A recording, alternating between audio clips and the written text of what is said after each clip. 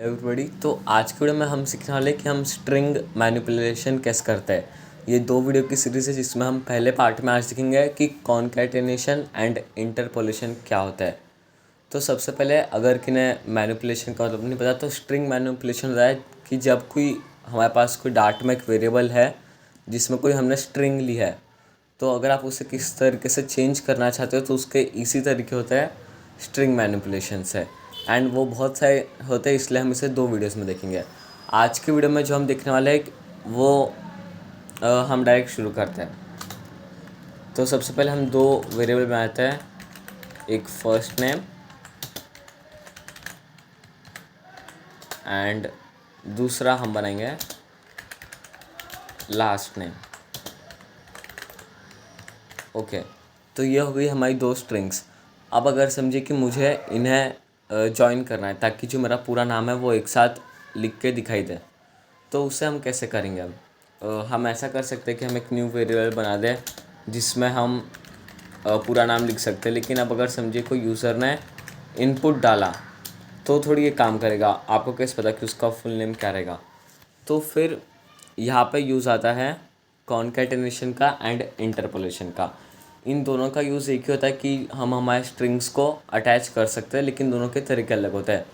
तो हम एक बाय एक दोनों देखेंगे एंड फिर हम देखेंगे कि कौन सा ज़्यादा अच्छा है।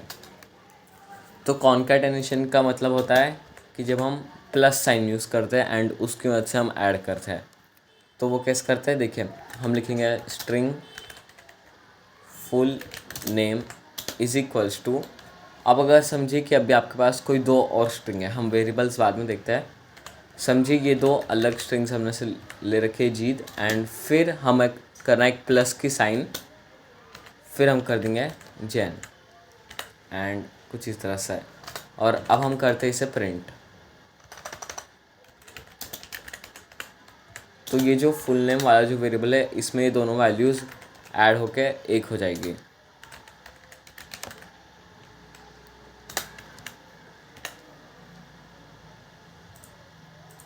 ये देखिए अब हम इसे रन करेंगे, लेकिन आप एक बात देखोगे कि ये जो यहाँ पे जो प्रिंट होके आएगा उसमें स्पेस नहीं है। तो स्पेस क्यों नहीं, क्योंकि हमने ना ही यहाँ से दी थी एंड ना ही यहाँ से दी थी। तो एक तो आप ऐसे कर सकते हो, यहाँ से स्पेस दे सकते हो या फिर यहाँ से दे सकते हो, लेकिन हमें नहीं करेंगे। हम ऐसा क्यों नहीं करेंगे, क्योंकि अगर समझिए कोई यूज़र ने डाला है उसका नाम, तो हम वो इनपुट यहाँ पे लिखेंगे फर्स्ट नेम एंड यहाँ पे लिखेंगे लास्ट नेम।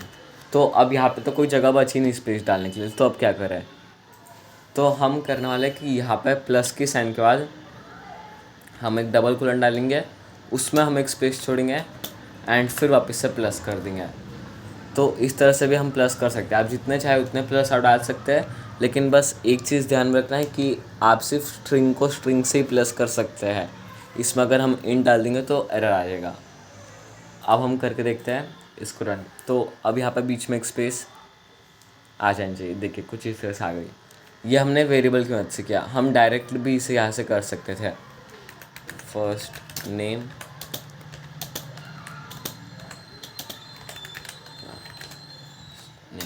ओके। तो इस बार हमने डायरेक्टली किया है एंड इस बार भी सेम आउटपुट आ जाएगा।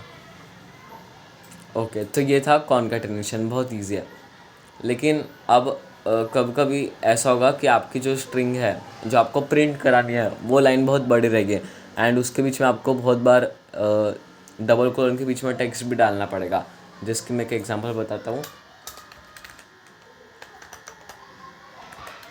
प्रिंट, अगर हम ऐसा प्रिंट कर रहे हैं कि माय फर्स्ट नेम इज़, फिर हमें करना पड़ेगा प्लस, फिर हम डालेंगे फर्स्ट नेम, फिर हमें फिर से प्लस करना पड़ेगा and my last name is.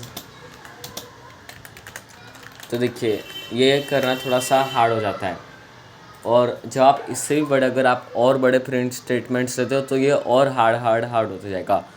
तो आप ये तभी यूज़ कर सकते हो कॉन्कैटिनेशन, मतलब यूज़ तो आप कभी भी कर सकते हो, लेकिन हमें यूज़ तभी करना चाहिए जब हाँ अपन एक या 2 वेरिएबल्स को ऐड कर रहे हैं। ज़्यादा बड़े के लिए रिकमेंडेड नहीं होता है। तो अब अगर ज़्यादा बड़ा आ जाए तो हम क्या करें, तो उसके लिए हम यूज़ करते हैं इंटरपोलेशन का। तो इंटरपोलेशन क्या होता है, हम इसे कमेंट कर देते हैं। ओके, हम लिखेंगे प्रिंट। एंड फिर अब जब हमने डायरेक्टली पहले यहाँ पे नाम लिख दिया था, हम डायरेक्ट नाम, अगर आप सिर्फ वेरिएबल प्रिंट करा रहे हो तो आप डायरेक्ट नाम लिख सकते हो, लेकिन अगर आप उसके साथ कोई स्ट्रिंग भी ऐड कर रहे हो तो आपको करना है कि आपको लिखना है डॉलर की साइन, फिर करना है फर्स्ट नेम। एंड देखिए अभी यहाँ पे एरर बता रहा है, तो ये एरर क्यों आ रहा है? क्योंकि आप डॉलर की साइन तब यूज़ कर सकते हो जब वहाँ पे आजू बाजू हम कोलन्स लगाते हैं। देखिए अभी एरर चल गया, डॉलर फर्स्ट नेम। हम अब इसे करते हैं माय फर्स्ट नेम इज़। तो अब इससे क्या होगा कि जो भी आप डॉलर के आगे लिखोगे वो उसे वेरिएबल समझेगा। जैसे देखिए ये अभी ब्लू में दिख रहा है, बाकी सब स्ट्रिंग्स में दिख रहे हैं। ये देखिए माय फर्स्ट नेम इज जीत यहाँ पे लिखा गया। एंड आप देखेंगे कि ये लिखने में काफ़ी ज़्यादा इजी है, इससे ज़्यादा इजी ये है।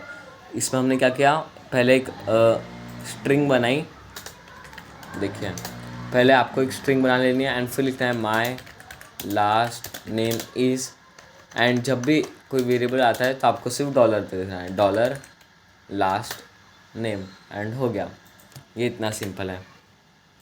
एंड ऐसे आप कितने भी डॉलर्स डाल सकते हो उसमें। हम फुल नेम प्रिंट करते हैं। देखिए फिर से डॉलर फर्स्ट नेम।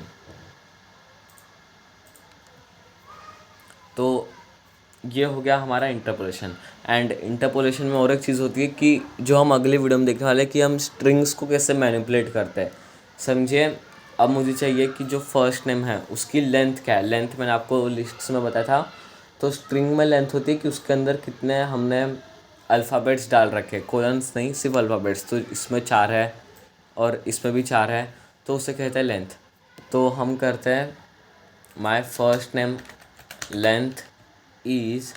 अब मैं करता हूँ डॉट लेंथ। ये हम अगले वीडियो में वैसे भी सीखने वाले हैं, लेकिन अब आप यहाँ पे देखोगे कि एक एरर आ रहा है। मतलब एरर नहीं, लेकिन ये जो डॉट लेंथ है ये स्ट्रिंग्स में आ रही है, वेरिएबल में नहीं आ रही है।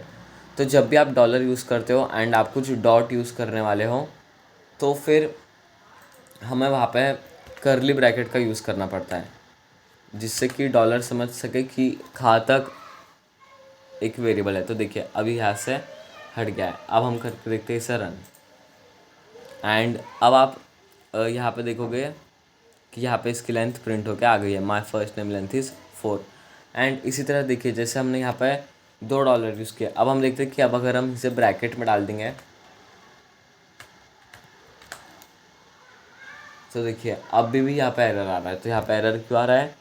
क्योंकि आपने बीच में दे दी थी स्पेस, और अगर मैं स्पेस हटाता हूँ तो भी एरर आएगा, क्योंकि ऐसा कोई वेरिएबल है नहीं। तो हम कर्ली ब्रैकेट का यूज़ तभी करेंगे जब हम कोई उस पर